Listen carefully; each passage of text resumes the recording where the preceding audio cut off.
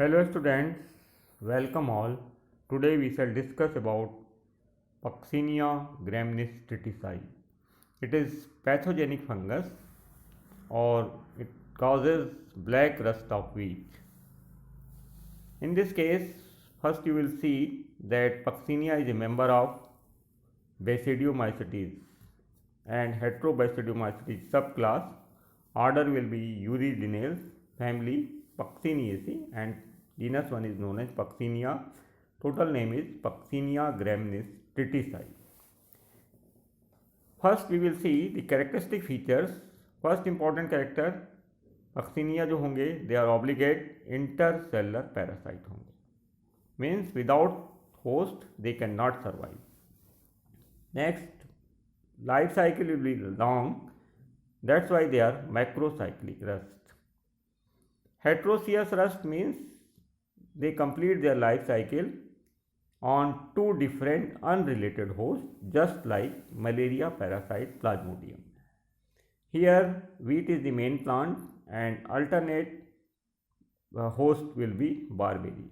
Both are unrelated, one is member of monocot and another is dicot.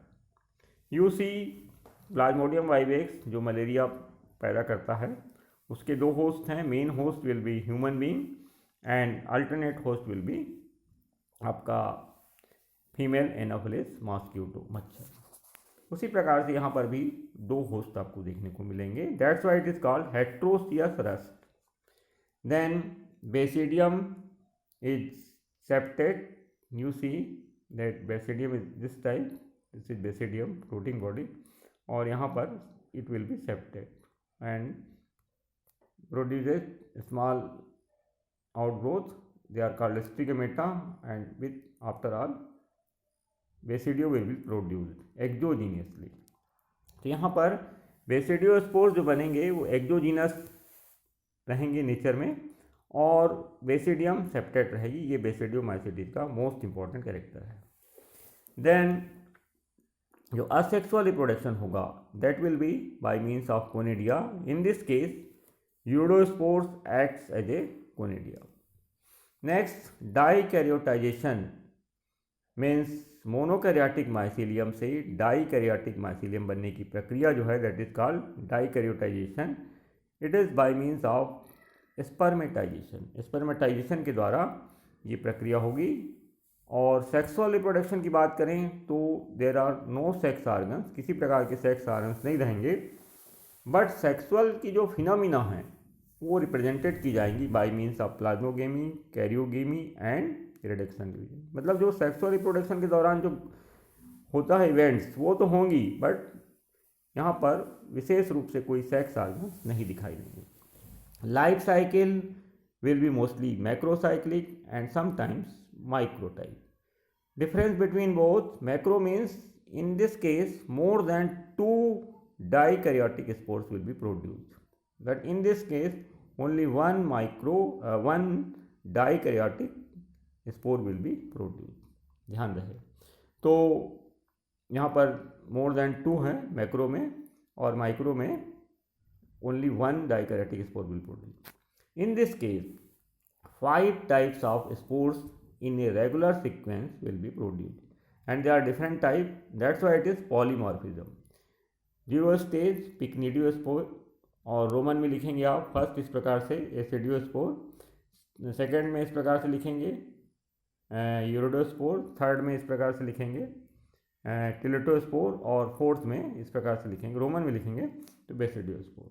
तो इस प्रकार से हमने देखा कि लाइफ साइकिल में क्रमशः पिक्निडियोस्पोर और एसिडियोस्पोर बारबेरी में प्रोड्यूस किए जाएंगे दोनों, जबकि यूरोडोस्पोर और टिलेटोस्पोर वीट प्लांट में और बेसिडियोस्पोर सॉइल में गेहूं की भूसी वगैरह में बनेगा. तो इस प्रकार से ये इसके बेसिक कैरेक्टर्स हो गए जिसको जानना बहुत ज़रूरी है.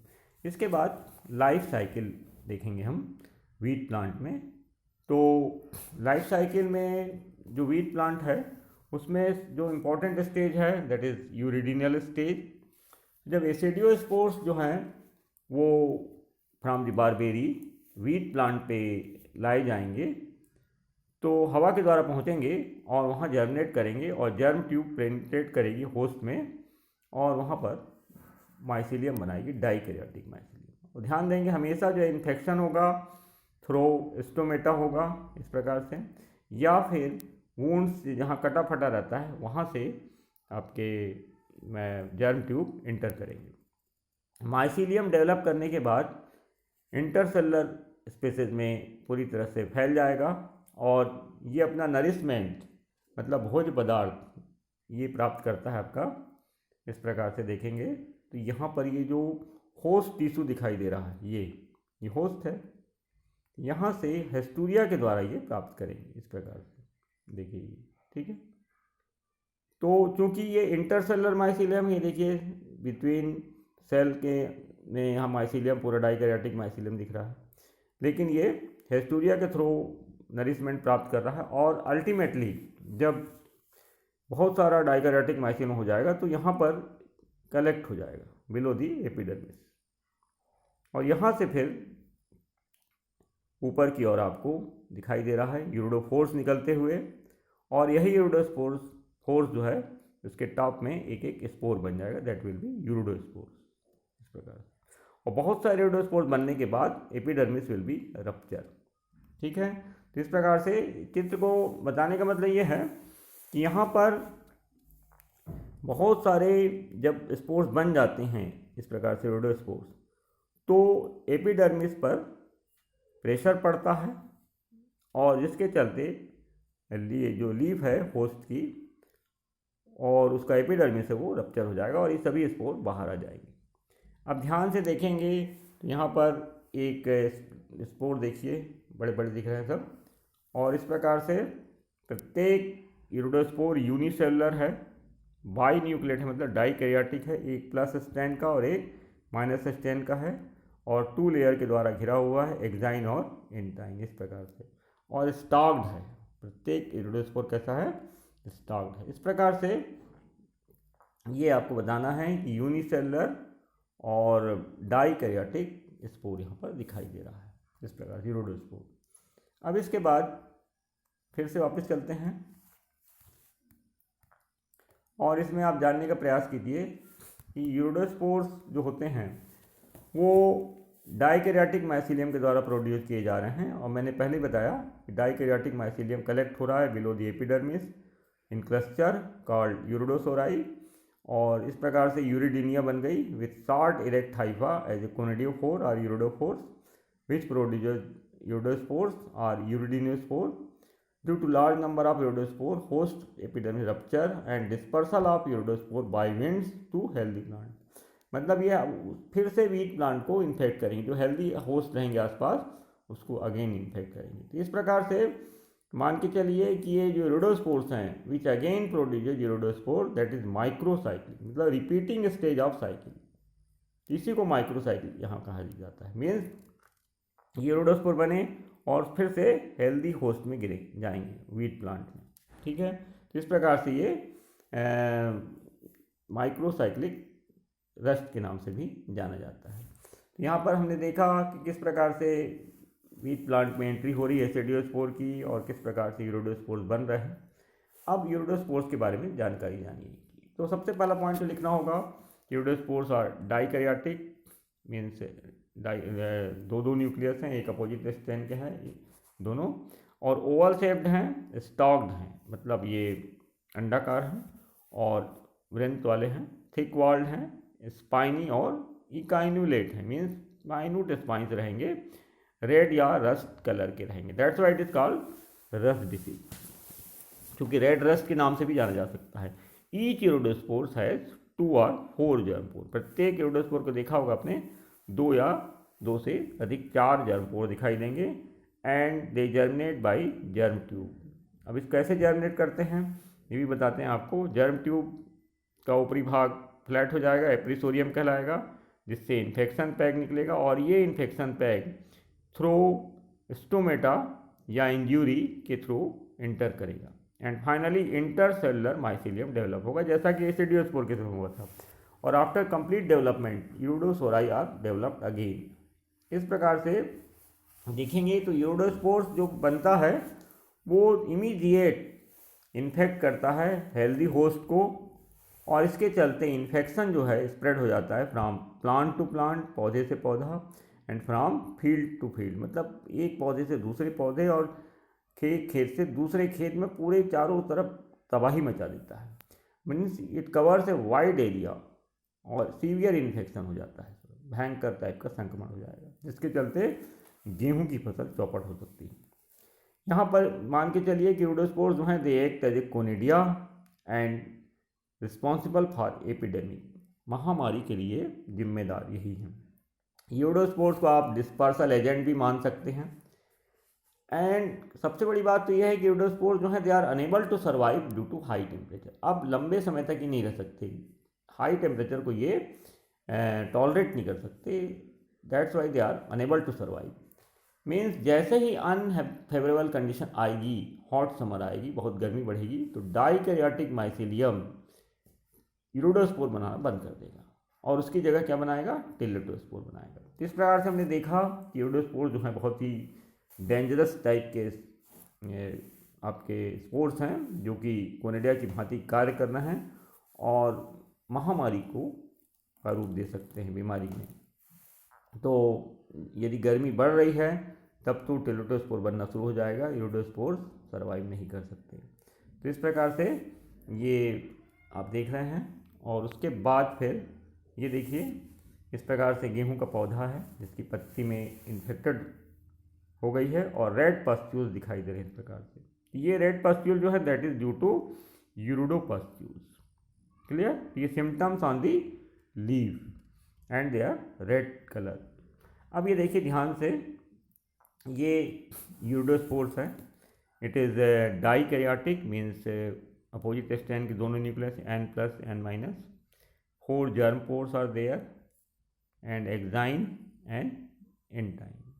एक्साइन थोड़ा स्पाइनी है या इकाइन्यूलेट है, मतलब बहुत ही माइन्यूट स्पाइंस हैं और स्टार्क रहेगी ये। इसी को पहले आपका कोनिडियोफोर या यूरोडोफोर भी कहा गया था।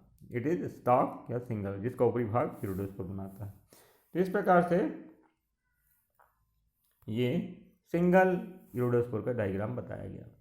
अब ये मैंने एक यूरोडोस्पोर का जर्मिनेशन भी बताया था लिखा हुआ, उसमें देखिए कि इसमें हुआ यह है कि यूरोडोस्पोर जर्म ट्यूब के द्वारा जर्मिनेट करेंगे। जर्म ट्यूब का ऊपरी भाग थोड़ा सा फ्लैट हो गया है, इट इज़ कॉल्ड एप्रिसोरियम। इससे इन्फेक्शन पैग निकलेगा और ये इन्फेक्शन पैग स्टोमेटा के थ्रू इंटर करेगा और अंदर जाकर डाइकैरियोटिक माइसीलियम बनाता है, ठीक है, और इंटरसेलुलर माइसीलियम बनाएगा, जो कि मैंने चित्र में बताया था। Means direct germ tube enter नहीं करती, पहले जर्म ट्यूब इस प्रकार से फ्लैट स्ट्रक्चर बनाएगी, that is called appressorium, and then infection peg will be emerge and which will be enter into stomata through stomata or wounds, मतलब घाव जहाँ से कटा हुआ है, और ये होस्ट सेल है। इस प्रकार से ये चित्र बताएंगे। इसके बाद ये चित्र भी मैंने बता दिया था, और ये एक्साइन इंटाइन और 4 जर्म पोर आपको दिखाई दे रहा है। इस प्रकार से ये स्ट्रक्चर आपको बताया गया। ये यूरोडोस्पोर की पूरी कहानी स्टोरी है, और मोस्टली यूरोडोस्पोर्स या यूरिनल स्टेज ही ज़्यादा पूछा जाता है। इसके बाद अब जैसे ही कंडीशंस अनफेवरेबल होंगी तो बनना है आपका टेलेटोस्पोर। और माइसीलियम को भी देख लीजिए, माइसीलियम वेल डेवलप्ड होता है, ये डाइकैरियोटिक माइसीलियम है। इसमें ध्यान देंगे तो जब ये माइसीलियम को ध्यान से देखेंगे तो बीच बीच में छोटे छोटे पोर्स हैं, इस प्रकार से यहाँ पर दिख रहा है, ये कहलाता है डॉलीपोर सेप्टम, ठीक है। तो बिटवीन द सेल्स आपको डॉलीपोर सेप्टम दिखाई दे, जिसके थ्रू प्रोटोप्लाज्मिक कनेक्शन, मतलब प्रोटोप्लाज्म की स्ट्रीमिंग बनी रहती है, इधर से प्रोटोप्लाज्म एक सेल से दूसरे सेल में पहुँचता रहता है। तो इस प्रकार से हमने बताया कि जो माइसीलियम है they are septate and intercellular and obtain nourishment by haustoria, ठीक है। डॉलीपोर सेप्टम के चलते इसको दिखाया गया है। इसके बाद टिलिशियल स्टेज आती है। Now pustules become black on stem. तो अब जब खेत में किसान जाएगा देखने तो उसको दिखाई देगा कि यहाँ पर ब्लैक कलर के धब्बे दिखाई दे रहे हैं ऑन स्टेम में, जब गेहूँ एकदम फसल खड़ी रहेगी। And telia are produce in the same sori as the uredinia. जिस प्रकार से यूरिडिनिया बना था उसी प्रकार से टीलिया बनेगा, और जिसके चलते पूरे स्टेम में आप धब्बे दिखाई देने लगेंगे और ये ब्लैक कलर के रहेंगे, that's why it is called black rust of wheat. Teliospores जो रहेंगे they are black, bicelled, thick walled, smooth and dikaryotic. मतलब अभी तक टिलेटोस्पोर्स यूनिसेलर था, अब ये बाइसेल्ड हो जाएगा, इस प्रकार से 2 सेल हो जाएंगे और दोनों सेल में 2 न्यूक्लियस रहेंगे। मतलब ये प्रत्येक सेल विल बी डाइकैरियोटिक और स्टॉक्ड रहेगा इस प्रकार से। और इसका जो शेप रहेगा या तो ब्लंट रहेगा इस प्रकार से, या फिर राउंडेड रहेगा ऊपर वाले सेल का ऐसा, ठीक है। तो इस प्रकार से अपर सेल इज राउंडेड और blunt and germ pore in each cell, प्रत्येक सेल में एक एक जर्म पोर रहेगा। और टिल्टोस्पोर्स जो रहेंगे they remain dormant for a long period up to June, मतलब जून तक ये डॉर्मेंट स्टेज में पड़े रहेंगे और लंबे समय तक पड़े रहते हैं।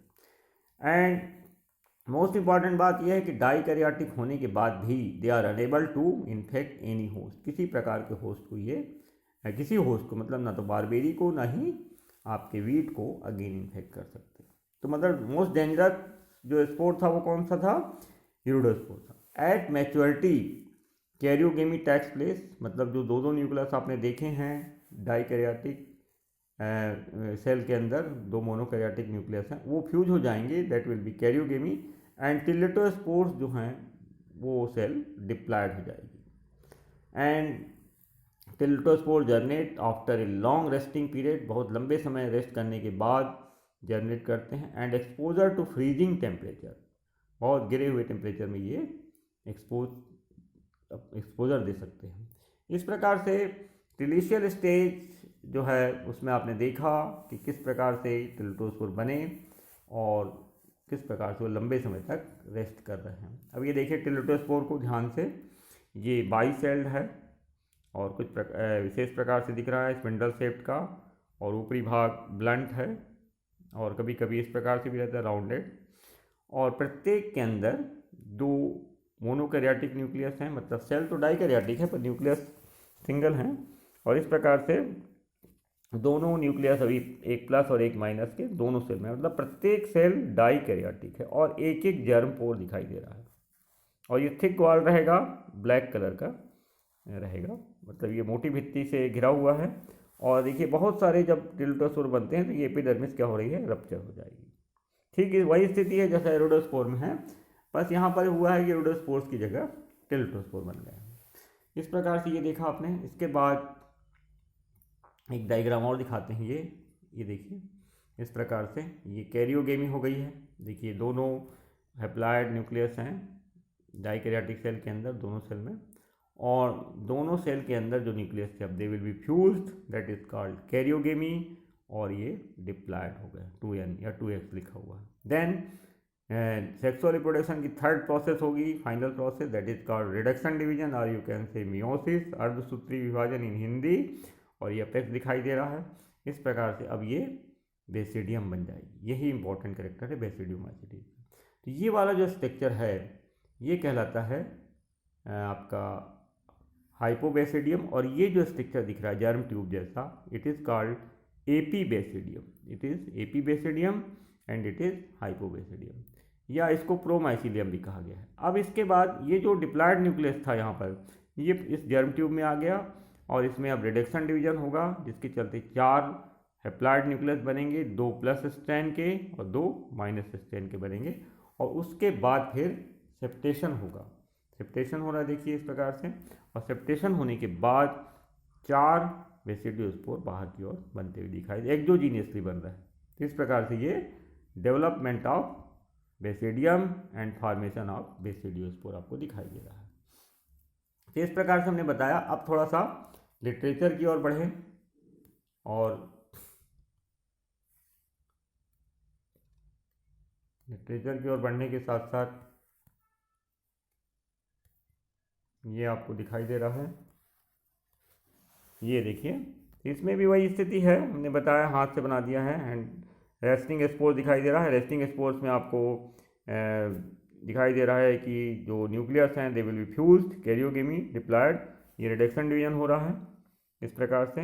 और इसके बाद सेप्टेशन हुआ, एपीबेसिडियम, ये एपीबेसिडियम है और ये हाइपोबेसिडियम है। डिप्लॉयड न्यूक्लियस ऊपर चले गए, रिडक्शन डिवीजन हुआ, सेप्टेशन हुआ और इस प्रकार से ये दिखाई दे रहा है। अब अल्टीमेटली जर्म ट्यूब में आ गई ये और यहाँ पर रिडक्शन डिवीजन होने के बाद 4 न्यूक्लियस बनने के बाद सेप्टेशन हुआ, फिर स्टिग्मेटा बन रहा है छोटे छोटे और बेसिडियम यहाँ बेसिडियम से 4 बेसिडियोस्पोर बन रहे हैं, 2+ स्ट्रैंड के 2- स्ट्रैंड के। तो इस प्रकार से ये डायग्राम आप लोग बना सकते हैं। तो this is the development of basidiospore, किस प्रकार से बेसिडियोस्पोर का विकास हो रहा है फ्रॉम दी बेसिडियम, किस प्रकार से सेप्टेशन हुआ, एपीबेसिडियम कौन सी है, हाइपोबेसिडियम कौन सी है, टिल्टोस्पोर से किस प्रकार से जर्मिनेशन हो रहा है। तो ये सब हो रहा है सॉइल में। इसके बाद अब इसका लिटरेचर आप देखें तो ये अब आता है basidial stage on commencing favourable condition, जैसे ही प्रतिकूल परिस्थितियाँ खत्म होंगी और अनुकूल स्थितियाँ आएंगी। फेवरेबल मीन्स अनुकूल, means high moist and low temperature. Fungus के लिए हमेशा ध्यान रखिए टेम्परेचर यदि बढ़ता है तो अनफेवरेबल है, फंगस के लिए low temperature is favourable and नमी ज़्यादा जरूरी है। तो high moist and low temperature, teliospores produce a germ tube, promycelium या एपीबेसिडियम एंड डिप्लॉयड न्यूक्लियस जो है एपीबेसिडियम में पहुंच जाएगा, जहां रिडक्शन डिवीजन होगा, 4 हैप्लॉयड न्यूक्लियस बनेंगे, सेप्टेड बेसिडियम बनेगी। Each cell produce single basidiospore on stigmata and basidiospore जो रहेंगे दे आर थिन वॉल्ड, छोटे छोटे इस प्रकार से, ठीक है, ये छोटा सा न्यूक्लियस रहेगा and colourless and can not infect wheat because of monokaryotic. तो पूछा जा सकता है कि basidiospores why they are unable to infect wheat plant, तो बताना होगा because of they are monokaryotic, have single nucleus, that's why they are unable to infect wheat plant. Only dikaryotic spores can infect to the wheat plant.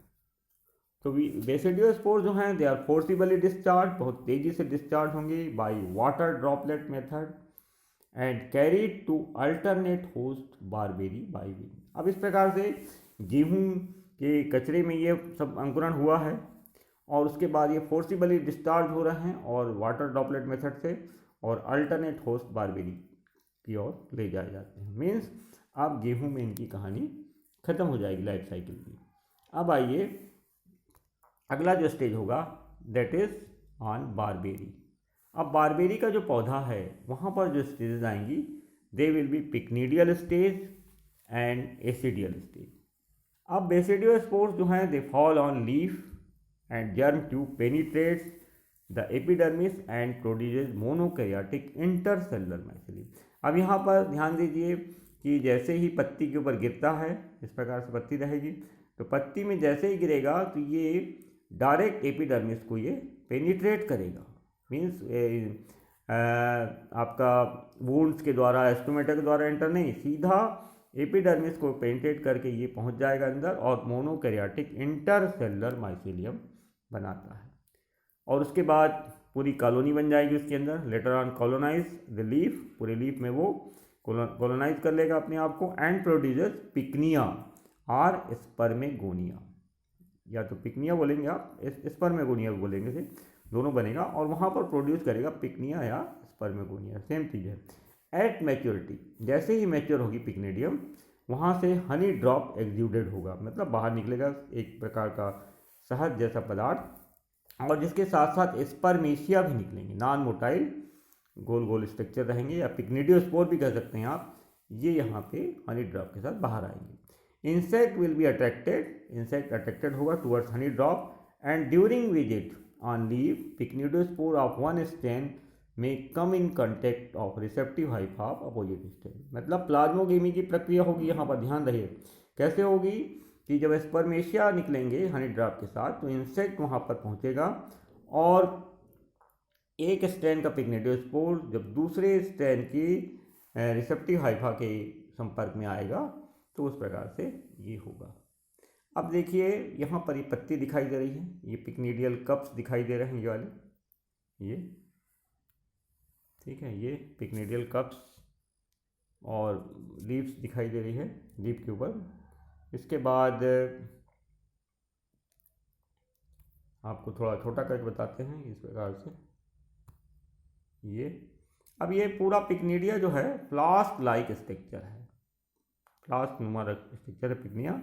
इसमें 3 प्रकार की चीज़ें दिखाई दे रही हैं। एक तो ये पिक्निडियो फोर्स दिखाई दे रहे हैं और छोटे छोटे स्पोर्स दिखाई दे रहे हैं, पिक्निडियो स्पोर्स हैं, or you can say spermatia.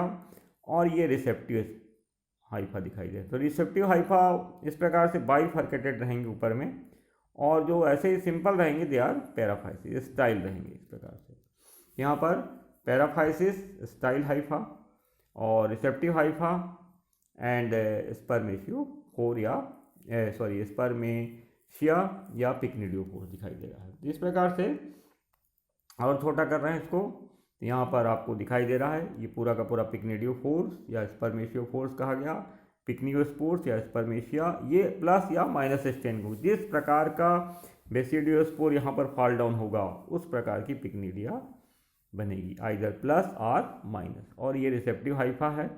और यहाँ पर देखिए हनी ड्यू जो हनी ड्रॉप्स एग्जूट किए जा रहे हैं, इसके साथ साथ ये भी यहाँ पर आएंगे। अब जैसे इंसेक्ट आएगा तो उसके लेग से ये स्पर्मेशिया या पिक्निडियोस्पोर्स लग जाएगा, और जब ये जाके उसी लीफ में या दूसरी लीफ में बैठेगा तो वहाँ पर और भी ढेर सारे पिक्निडियल कप्स हैं, तो उनके रिसेप्टिव हाइफा के कांटेक्ट में आते ही प्लाज्मोगेमी की प्रक्रिया होगी, ध्यान रहे।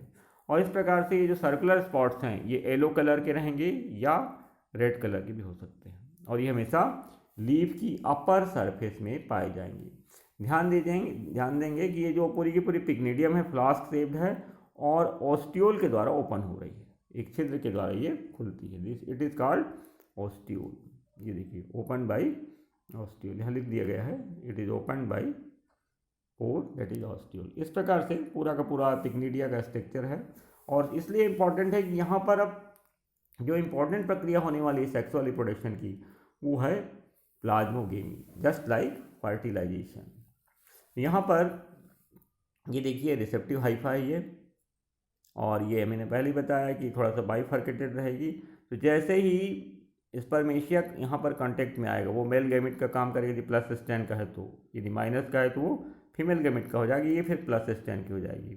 तो इस प्रकार से मेल गैमेट का काम कर रहा है ये, अब रिसेप्टिव हाइफा के कांटेक्ट में आ रहा है जो फीमेल गैमेट का काम कर रही है। और इस प्रकार से at the point of contact wall dissolve हो जाएगी, केवल इसका न्यूक्लियस अंदर जाएगा। देखिए इस प्रकार से न्यूक्लियस विल बी एंटर, और यहाँ पर जाने के बाद अब ये देखिए डाइकैरियोटिक हो गई। इस प्रकार से बड़ा करके बताइए, देखिए कांटेक्ट हुआ है, कांटेक्ट होने के बाद इसका न्यूक्लियस यहाँ से अंदर पहुँच गया ट्राइकोगाइन से होता हुआ यहाँ पर, और सेप्टम के थ्रू अंदर, और ये जो डॉलीपोर सेप्टम है इसके द्वारा अंदर, और इसके बाद ये डाइकैरियोटिक सेल बन गई। This is called spermatization, just like fertilization है। अब but there is no fusion, अभी फ्यूजन नहीं हुआ, only that is called dikaryotization. इस प्रकार से यहाँ पर ये मोस्ट इम्पॉर्टेंट फिनोमेना हुआ। और इसके बाद चलते हैं एसिडियल स्टेज की ओर। एसिडियल स्टेज जो है, अब जैसे ही डाइकैरियोटिक माइसीलियम बनेगा वैसे ही ये मोनोकैरियोटिक माइसीलियम का जो काम है वो ख़त्म हो जाएगा, और पूरा का पूरा डाइकैरियोटिक माइसीलियम की कॉलोनी बन जाएगी and moves through the leaf tissue and reaches the lower surface and form aecia या एसेडिया।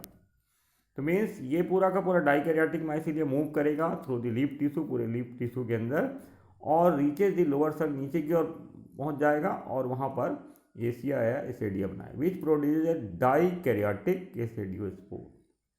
The aeciospores are able to infect main host wheat but not on alternate host. मतलब ये aeciospore जो चूँकि dikaryotic है तो it is unable to infect again barberry plant, it infect only main host that is wheat plant, and by wind reaches wheat, हवा के द्वारा पहुंच जाएगा, within 1 या 2 वीक फॉर्म करेगा डाइकैरियोटिक माइसीलियम, फिर से वही कहानी शुरू हो जाएगी, यूरिडीनिया बनेगा और लाइफ साइकिल कंप्लीट हो जाएगी, फिर यूरोडोस्पोर बन जाएगा। इस प्रकार से एसिडियल स्टेज यहाँ पर कंप्लीट। अब ये देखिए एसिडियल स्टेज का चित्र भी देख लीजिए थोड़ा सा, ये देखिए ये एसिडियोस्पोर्स हैं, जो कि ये बेसल सेल्स हैं, ये पेरिडियम दिखाई दे रही है। और यहाँ पर ध्यान रहे कि एसिडियोस्पोर जो रहेंगे दे आर फाउंड इन चैन में प्रोड्यूस किए जाएंगे। और बेसिपिटल सक्सेशन रहेगा, मतलब सबसे टॉप में बड़े वाले और बेस में छोटे वाले यंगर रहेंगे। और ये पहले तो आपको हेक्सागोनल शेप दिखाई देंगे, बाद में राउंडेड हो जाएंगे, ध्यान देंगे। और इसके बाद इस प्रकार से दिखा बेसल सेल एसिडियोस्पोर्स और इन चैन दैट इज बेसिपिटल सक्सेशन।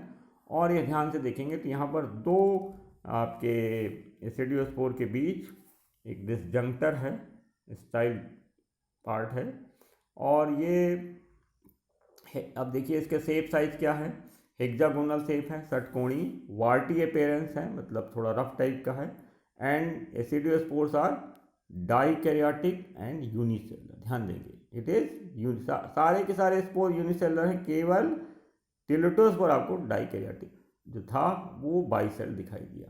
ठीक है, जिस प्रकार से ये यूनिसेलुलर, डाइकैरियोटिक, वार्टी अपेयरेंस और हेक्सागोनल दिखाई देगा। तो ये पूरा इसका फोटो था। और इस प्रकार से ये एसिडियम पूरी की पूरी बॉडी जो है इट इज कॉल्ड एसिडियम, जिसके अंदर एसिडियोस्पोर बनेगा। ठीक है, जैसे बेसिडियम के अंदर बेसिडियोस्पोर बन रहा था, उसी प्रकार बेसिडियम के बाहर बन रहा था हालांकि, तो वैसे एसिडियम के अंदर एसिडियोस्पोर बन रहा है। तो इस प्रकार से ये हो गया। And ultimately we will see the life cycle of the Puccinia graminis स्टेटिसाई। तो यदि आप वीट से शुरू करें तो wheat is most important plant. देखिए वीट को इन्फेक्ट कर रहा है aeciospore because it is dikaryotic.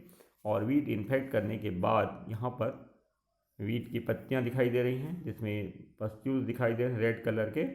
और इसके बाद जो दिखाई दे रहा है वो यहाँ पर ये दिखाई दे रहा है कि ये जो पत्तियाँ हैं तो फिर से इरोडोस्पोर बनने लगे और माइक्रोसाइक्लिक फिर again infect to wheat plant.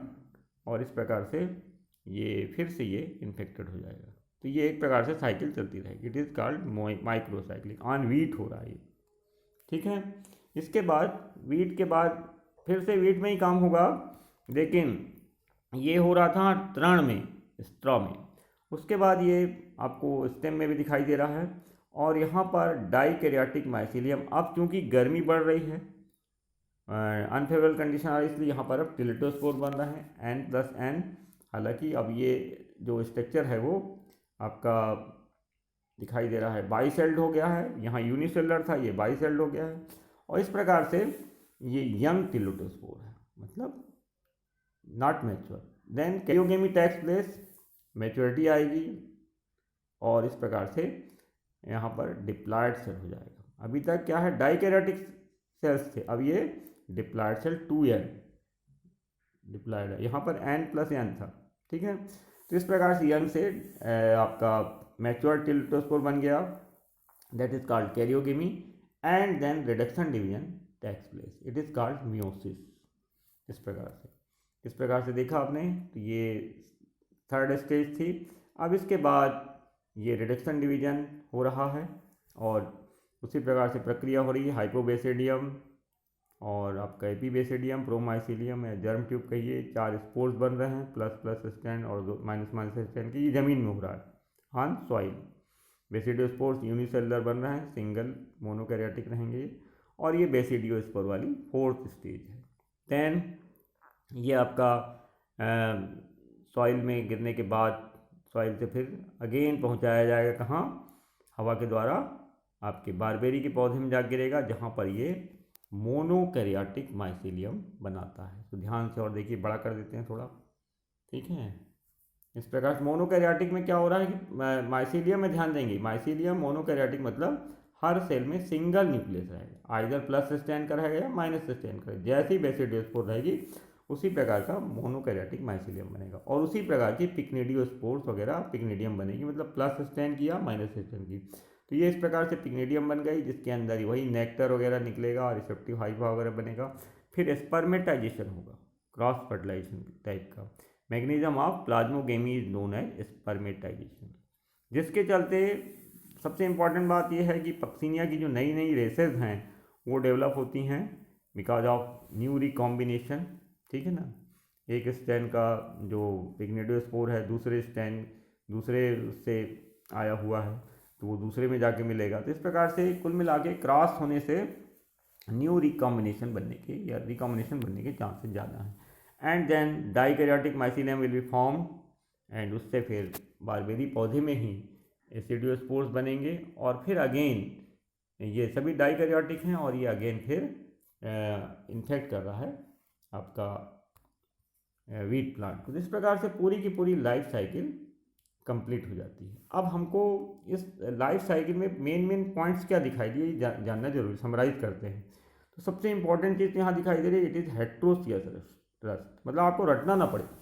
तो इसमें ये देखेंगे हेट्रोसियस मीन्स दो होस्ट दिखाई दे रहे हैं, वीट एंड आपके बारबेरी, दो, that's why it is heteroecious. And macrocyclic means यहाँ पर लाइफ साइकिल वेरी लॉन्ग है, आपके यूरिडोस्पोर, टिलिटोस्पोर, बेसिडियोस्पोर, पिक्निडियोस्पोर, एसिडियोस्पोर, 5 प्रकार के स्पोर्स बन रहे हैं लाइफ साइकिल में, that's why it is very long.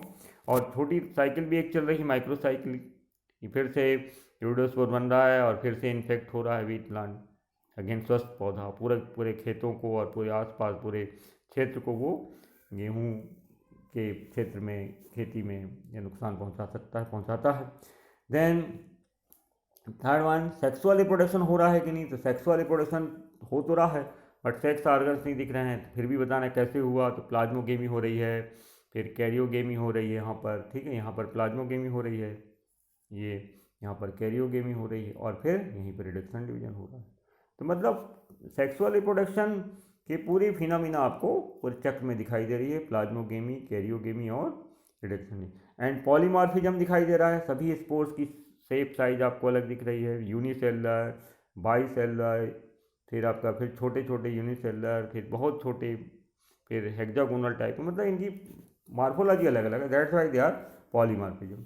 And यहाँ पर यूडोस्पोर मैंने पहले बताया माइक्रोसाइक्लिक टाइप का। तो इस प्रकार से जब चक्र बनाते हैं तो आपको ये दिखाई देता है। इसके साथ साथ यहाँ पर एक और बात बताना भूल गया मैं, यहाँ मोनोकैरियोटिक फेज दिखाई दे रही इतनी, ये वाली, ये मोनोकैरियोटिक फेज रहेगी, उसके बाद डाइकैरियोटिक फेज आ जाएगी और डाइकैरियो फेज लंबा होता है इस प्रकार से यहाँ तक, फिर डिप्लो फेज होगा जो कि शॉर्ट एंड स्वीट होगा, ठीक है।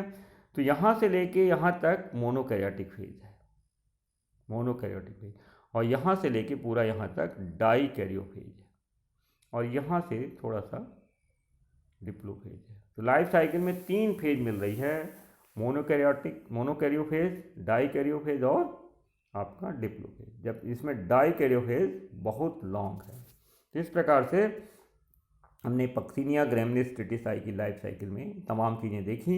इसके अलावा ब्राउन रस्ट भी होता है और येलो रस्ट भी होता है। ब्राउन रस्ट पक्सिनिया की रिकॉन्डिटा में देखा गया है एंड पक्सिनिया की स्प्रीफॉर्मिस में येलो रस्ट देखा गया है। इसके अलावा आप लोग को मालूम होना चाहिए कि annual recurrence of wheat rust, प्रति वर्ष भारत में ये जो बीमारी है तबाही लाती है, इसका अध्ययन सबसे पहले डॉक्टर केसी मेहता, जरूर याद रखिए, करमचंद मेहता जी ने, जो कि रस्ट हंटर के नाम से जाने जाते थे, इन्होंने बहुत बड़ा योगदान दिया। इनके निष्कर्ष ये निकलते हैं कि मोस्ट जो डिस्ट्रक्टिव एजेंट है वो यूरिडोस्पोर्स है, और इसके बारे में आप लोग को डिटेल्स में आगे चल के मतलब जो ऊंची क्लास होगी, मतलब एमएससी वगैरह में आपको डिटेल्स में पढ़ाया जाएगा। तो आज के लिए इतना ही, और फिर आप लोग ध्यान से इसको समझने का प्रयास कीजिए। थैंक्स।